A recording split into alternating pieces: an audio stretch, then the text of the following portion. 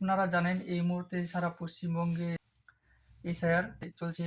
তো আশা করি সবাই আপনারা এই ফর্ম দুটি পেয়ে গেছেন। এই ফর্ম দুটি যদি না পেয়ে থাকেন তাহলে পরে আপনাদের যে বুথ লেভেলে বিএলও আছেন ওনার সঙ্গে আপনারা যোগাযোগ করবেন, তাহলে পরে এই ফর্ম দুটি পেয়ে যাবেন। কীভাবে ফর্মটি আপনাদের পূরণ করতে হবে সেটা বলে দিচ্ছি। তো আর এর সাথে এই দুটি কাগজও বার করে নেবেন। এই দুটি কি আমি শেষে আপনাদের বলে দেব।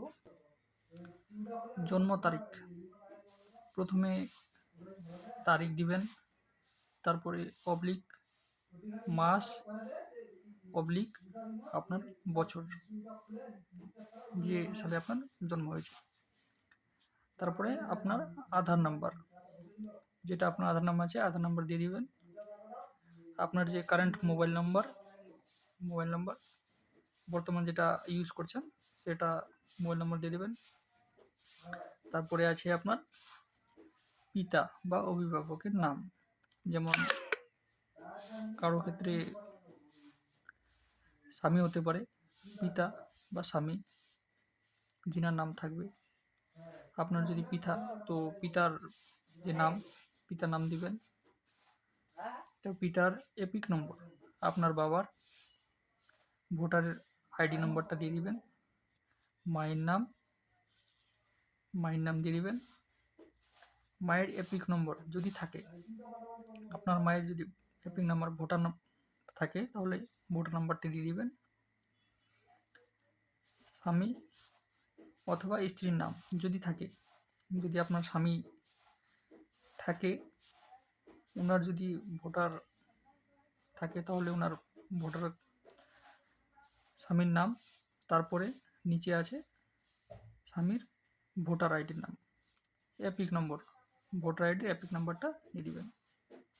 এবার এখানে আছে সর্বশেষ এসআইআর এর নির্বাচক তালিকা থাকা নির্বাচকের বিবরণ।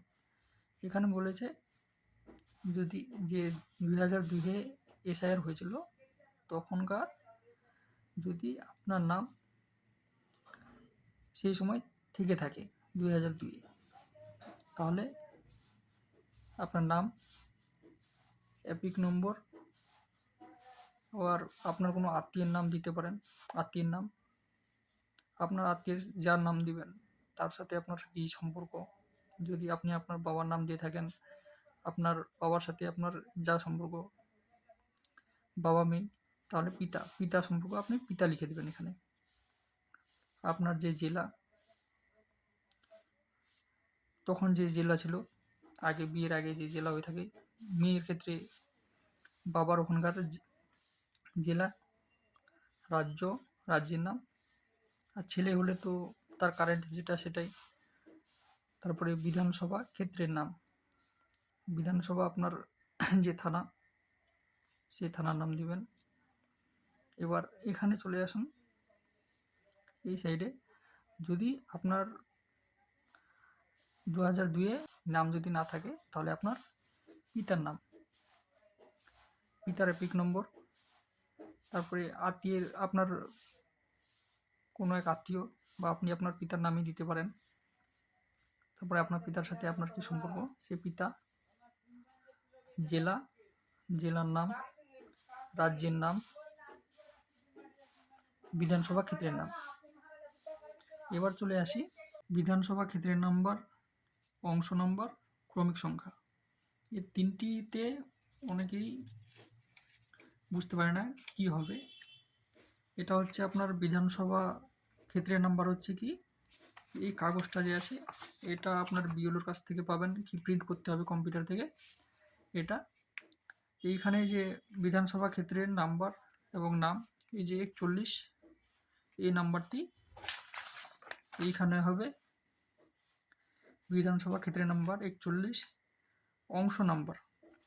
অংশ নাম্বারটা হচ্ছে কি, যে আপনার বুথ নাম্বার, যে আপনার যে বুথ নাম্বারটা সেই নাম্বারটা, এখানে বুথ নাম্বার আছে কি, অংশ নাম্বার এই যে ওটাকে বলে বুথ নাম্বার, অংশ নাম্বার ওটাকে বলে 160। এইখানে আপনার হবে কি, এইখানে 160। এবং আপনার যে ক্রমিক সংখ্যাটা কোথায় পাবেন, ক্রমিক সংখ্যাটাও আপনি এই যে এইখানে পাবেন।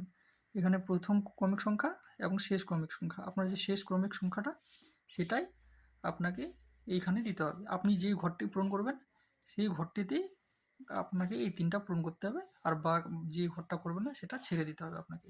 আর এরকম দুটোই ফর্ম দিবে আপনাকে, দুটোই ফর্ম ফিল